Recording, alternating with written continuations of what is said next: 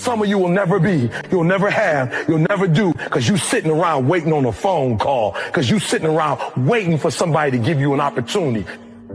Your opportunity to get your mama out of that neighborhood and get your mama into a new neighborhood, listen to me, that opportunity might come in the next 6 months.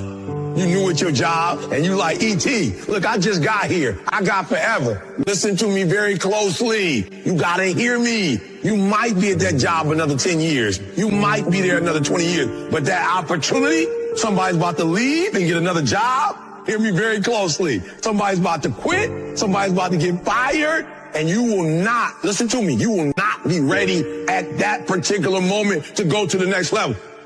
Question is, will you be ready when that opportunity comes? So you're running out of time. There's a certain determination. There's a certain level of resiliency, a bounce back, a get back up that you have to reach certain levels of success. It's about being prepared beforehand so that when the opportunity comes, you are already ready for the opportunity. It's not playing Call of Duty and waiting by and putting the phone by you, waiting for somebody to pick up the phone and call you. That's not what it's about. Preparation. We're getting prepared just in case the opportunity comes. I don't want to start practicing on the opportunity. I want to practice before so when the opportunity comes, I can stroke it. Are you hearing what I'm saying? You are who you are in practice when you play. And if you hadn't practiced, then when it's time to play, your play is going to be practiced. You heard me? Your play is going to be practiced. So it's working in the off season. It's doing what you got to do in the off season. So when the regular season come, you ready. You heard me say it before. I am an athlete. I am a professional. So whether there's a game or not, I wake up and shoot. I heard a little kid call me last week. He said, E.T., thanks, bro. I got up today at 5 o'clock in the morning and I'm practicing my soccer game. He said, but guess what? That's not what's important. He said, I'm not on the team, Eric. He said, I didn't make the soccer team, but I'm getting up at 5 o'clock every morning practicing as if I made it. There are two types of people. There are people who plan for events, and when the events don't show up, they don't show up. And then there's another group that's hungry, and they want it as bad as they want to breathe. And whether there's an event or not, they getting up. Whether there's an opportunity or not, they getting up and getting dressed. They getting up, they getting out, and they going to make it happen. Are you hearing what I'm telling you? I don't plan for events anymore. I plan because it's a part of the process. I plan because I'm a professional. I plan because I create my own luck. You ain't got to rely on nobody to get off average but you. So if I was to ask most of you, you already know what your challenge is. You ain't dumb. You know what it is. You just don't fight it. And at what point are you going to fight against that nature in you that you know? And you have the power to be great. It's in you. You capable of it. Now, you have to understand that if you stay average and you stay good, you'll never get to where you're trying to get to. I'm challenging you to fight it. We all have 24 hours. What makes some of us average, makes some of us good, some of us great, is not the family you was born into. Right? It has nothing to do with that. It has nothing to do with your socioeconomic status. It has everything to do with how you command your life. People act as if you grow up in a house where your parents are rich, you're automatically, well, we can look at people who grew up in wealth. They own drugs too. They make bad decisions too. Unfortunately, they take their lives as well. It doesn't matter where you come from. If you don't activate you, the environment doesn't matter anyway. It's the mindset. And so when I look back, like I had a victim mindset, like everything was about somebody else. All the anger and the frustration and the hurt, it was all blaming. Everything was about this person or that person or this person. Everything that's supposed to blow me up and take me to the next level is somebody else's responsibility. I never even realized I was where I was because of who I was. And I was actually getting the physical manifestations of my thoughts, of my feelings, my emotion. Like I was creating this and didn't even realize. I thought my mom created it. I thought my father created it. It's like, no, E, you created this. And I'm going to tell you, the moment I realized you are the greatest common denominator, like you the common denominator. Once that realization hit me, it was like, oh, okay, you got some confessing to do, bruh. And I'm going to tell you the hardest thing that I've ever done. Somebody asked me the other day, like, what's one of the hardest things you ever done? The hardest thing I've ever done was look in the mirror and tell myself I was sorry. And so the Eric Thomas that you see, that dude is the dude that looked himself in the mirror and was like, yo, you owe yourself an apology. You owe yourself correction. You owe yourself change. You need to be taught. You need to be trained. You need to become a better human. That was one of the most difficult days of my life, was looking at myself, correcting myself, telling myself I was sorry, and then moving forward saying, now what are we going to do from this point? You always blame somebody, but why? And the reason why is because it was easier to put it on my mom and my dad than for me to have to do the work. Because what I didn't realize as a young adult is that when you say it's somebody else, whether you mean to do it or not, you give them the keys to your life. You said it. They didn't do this, and because they got the keys. Feel this word, vision. It means the ability to see the end before you even get started. And that's what I need y'all to do for me. Like, don't get so caught up on, counting the cost. I have to do this. I'm going to have to do this. No, I want you to see the vision. I want you to see the full picture, and then we're going to walk into it. Like I had a vision of getting the GED, a vision of getting a 4-year degree, a vision. Listen to me. It just didn't happen on its own. I had to see it first, a vision of traveling across the world. I'm trying to tell you, if I can do it, anybody can do it, but it's not working harder. You need to be more disciplined about your minds. You're already in pain. Get a reward for it. Look, do me a favor. Everything you say, you're right. But why go through life with whatever people did to you when you were younger or a young adult, and then you have to live with it for the next 40, 50 years? All the stuff that you said was absolutely right. My daddy wasn't there. My mama did this person did to me. Why would you let them destroy your life? Let's go. Why would you let them own you? Why would you allow that thing they did to hurt you now define the rest of your life? Yeah. It's like, no, I was in pain. It's real. That's what I'm saying to everybody. We all go through pain. Some of us go through pain and it becomes our tombstone. Some of us go through pain and it's a scar, and we live a life of reward. So I'm just going to say, you got to deal with all of that, because when you get here, when you get to this level, you ain't practicing no more. You either got it or you don't. You don't even realize it's a blessing that you're not there yet, because had you got to where you wanted to get to, most of you might lose it. There will come a time in your life where you will ask yourself this question: haven't you lived here long enough? You've been in doubt and fear and uncertainty and confusion and comparison long enough. Haven't you been depressed long enough? Haven't you been broke long enough? Haven't you been broken and fractured and defeated and demoralized long enough?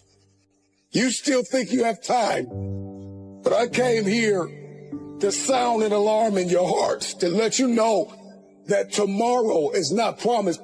I'm convinced that there's somebody listening to me who refuses to stay where they are, who will make the decision to separate yourself from the average.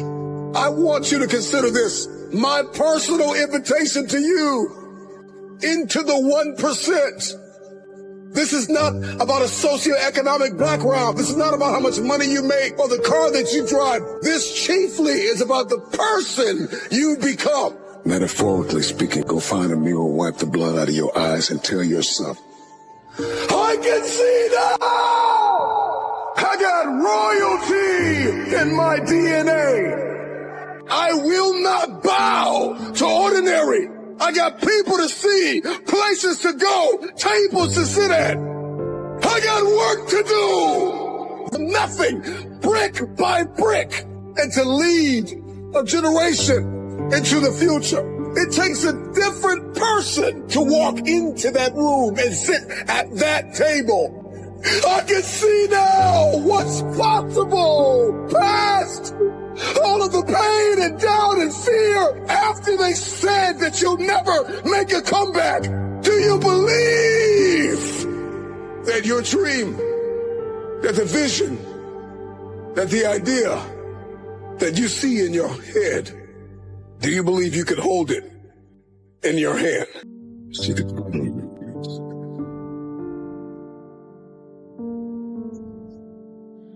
that we cannot see the future. The question is, can you see past the betrayal, past the rejection, past the arguments, the rage, the anger, the misunderstandings, the mistakes you've made, and those who left you for dead. Can you see past that? And so what separates the ordinary from the extraordinary? I cannot be a part of the 1% if I do not have vision and I do not understand. Lord, give me understanding. I'm talking about the 1%, a posture of humility that says, I'm humble enough to know I don't know everything, and I'm hungry enough to know. It's the 1% that understand that without relentless drive and hunger, you will never eat. Change the world and shape the course of history from the average masses. It's a combination of talent, grit, resilience, and an indomitable spirit that propels them to achieve the unthinkable. It's the 1% when they are faced with crushing and failures and demoralizing setbacks that would make most quit. It's the 1% that view the problems and the challenges and the setbacks as opportunities to overcome every single day. And the 1% of people, the 1% are fueled by a growth mindset. They consistently seek to learn. They consistently seek to improve themselves. They have a hunger to be stronger. Those who refuse to be average are always moving. There's a drive in them. There's a desire and a passion. There's a calling to be innovative, to blaze trails, to pursue, to be phenomenal, to be unforgettable. There's a drive. There's a hunger. It's what they eat. It's what they breathe. The process is who they are becoming on the way to the target. These are the people that can push through pain, and they can see a luminous future. They can see what's possible. They can feel their stored up potential. If they don't quit, if they don't throw in the towel. Let me tell you what separates the legends from the average. And passionate, they're self-aware, they're confident, they're continuously learning, they are curious and persistent and patient and disciplined. When you've had enough, find a mirror and tell yourself, enough is enough. I refuse to be average. Enough is enough. Separate yourself from not enough. Separate yourself from scarcity and lack. And they looked at the most successful men and women of the world, and they found that they had like 7, 8 things in common.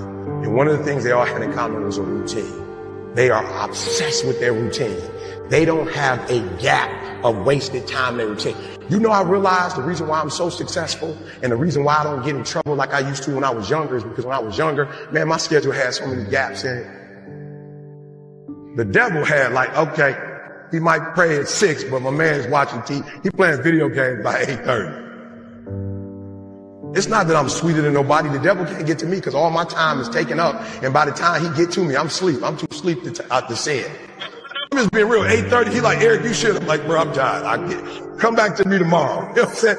Like, tip me tomorrow, bro. I'm about to go to sleep. I'm good. Look, my body said, all you got to do is put your shoes on. That's the hardest thing you got to do. Just put your shoes on and I'll do the rest. I can't put your shoes on for you, but put your shoes on and then just go. And I just went and I was walking do the 11 incline board, and I was just walking for an hour, and I was just like, you know what? It's almost an hour. I don't feel like running. My body was like, don't worry about it. We'll get to that when we get to it. I did my hour, was about to get off. My body was like, you know, we run now. I said, what? We run now. Let's go. You ain't tired? I said, I am tired. No, you're not. You just walked for an hour. You're not tired, Eric. Your brain is telling you some dumb stuff. If you were tired, you wouldn't have been able to walk for an hour. Okay, so let's do this. Just run for 2 minutes. I'm trying to help somebody right now go to a whole other level. The reason why you go back to sleep is because you've always gone back to sleep. It's like a default. You go back to sleep because all you gotta do is stop going to sleep, and then you're gonna stop going to sleep. All you gotta do is stop fussing and cussing, and you're gonna stop fussing and cussing. All you gotta do is stop spending all the money you got and start saving it. Listen to me. I became #1 in the world. I became a millionaire not because I made more money. I became a millionaire because they told me millionaires only live off of 30% of their income. I want to make it plain for you. I became a millionaire because I did what millionaires did. I stopped living off 100%. I paid my tithe, and then I was like, all right, E, you only got 20% left. Put the rest up. So the first thing I did, listen to me, the very first thing I did to become rich, somebody said, E, to be rich, put 6 months of your earnings to the side. So I was like, all right, man, that's what the rich told me to do. So I put 6 months to the side. How long did it take? I don't remember, but I put it to the side. Then somebody was like, yo, E, you need to put 100,000 to the side. I was like, all right, 100,000. DD, we're going to put 100,000 to the side. Then somebody was like, yo, you need to get your credit score up to 800. I was like, all right, then get my credit score up to 800. Then somebody said, E.T., if you want to be Tony Robbins, there's no way you'll be able to be like those dudes when you don't have the language they have. You need to go get your master's and a PhD from a white institution. I said, what? I went to Oakwood. I went to HBCU. He was like, yeah, but you didn't learn the language of Zig Ziglar at Oakwood. So Oakwood is a phenomenal place. Oh, y'all not hearing what I'm saying. I just said something, you missed it. Now you need to go to Michigan State University. CJ, you see my master's degree anywhere? What about my PhD? Not in the office, not at church. You ain't seen it in my house. I didn't go to Michigan State to get a PhD. I went to Michigan State to learn the majority language. Listen to me very closely. When you graduate and you get a job, if you want to get paid, you never say no. You never say it can't get done. Don't you ever say out your mouth it can't get done. Even if you feel in your heart it can't get done, you don't say it out loud. You let the broke folks say that. You let the folks they find first say that. You always say it can get done. Even if you don't think it can get done, just say it and try to make up something.